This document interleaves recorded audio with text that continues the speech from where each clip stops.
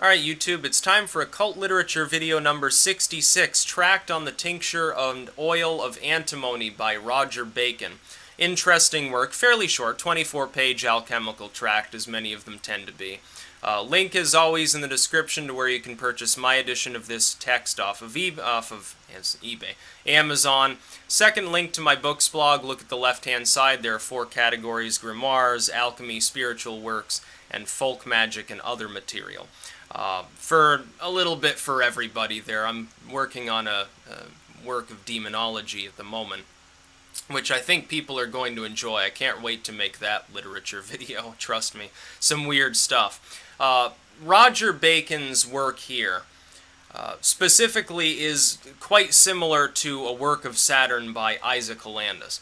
That is, in Hollandus' work, the alchemist is working with lead to create universal medicine. This is then applied topically or ingested for various purposes. It's an elixir, literally the universal medicine of the philosophers that's spoken of by some of these materials. This is apart from the literal side of alchemy that deals more with the transmutation or generation of metals, as well as the more philosophical side that deals mostly with spiritual metaphor. We'd think of parts of the rosary of the philosophers. This is almost as close as you could get to Hollandus' work without it actually being a work of Saturn. That being said, it is slightly different. In Hollandus' work, he speaks of the lead of the philosophers being antimony. And yet, if you look at the recipes given, especially the taste test for the sweetness of the elixir that you're brewing, which is probably a bad idea. You probably shouldn't be licking lead. Yeah, probably not the most healthy thing you could do with your life. It's quite clear that while he's talking about antimony, he's actually talking about literal lead. In Roger Bacon's work here, he is talking about genuine, honest-to-goodness antimony and lead at the same time within the context of this work.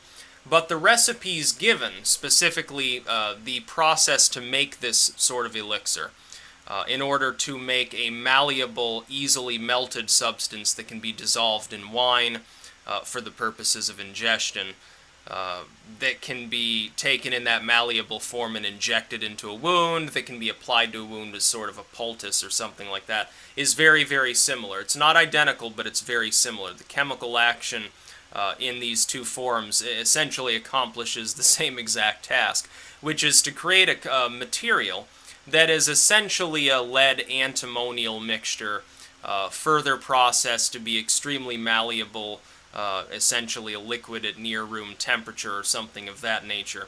And this material is given here as a cure for everything from gout to leprosy. Specifically, if taken internally, it will cause the person to sweat profusely. It will cause the person to become flush, that is, they would turn like red, blushy. This was seen as a good thing. It's the purging of the humors. You have to understand the idea of the 4 humors, sort of Galenistic medicine, in order to understand why they thought this would be a universal medicine. And it is possible to create the compounds that are being spoken of. For legal purposes, I cannot tell you that it's a good idea to do so, because you would literally be cooking with lead. And that's not a good idea. There's a reason why people back then often suffered from palsy and so forth. Oddly enough, the same brewing that could cause palsy is said to result in a medicine that can cure palsy. I'm not so sure that that's actually the case. This is a physical, though, alchemical work. It speaks about creating the infamous red oil of the philosophers. Now, this red oil is not useful just in processing the elixir, which is what this work and much of Hollandus' core of literature talks about. It's also useful within the context of creating the sorcerer's stone, the philosopher's stone, the stone of Flamel in a Harry Potter sense, which also is some sort of chemical compound. I've spoken about how foliated earth is literally nitrate in some of these texts. Some of them use it to describe other topics. It is literally nitrate crystals being leached out of earth that's been inundated with water enough. If you've got a potted plant that you've overwatered a few times, you've seen little white and yellowish speckles appear either at the bottom or on the surface of the soil. That's nitrate. It's niter. Of course, aqua regia is one thing, aqua fortis is another. They've got all of these different terms.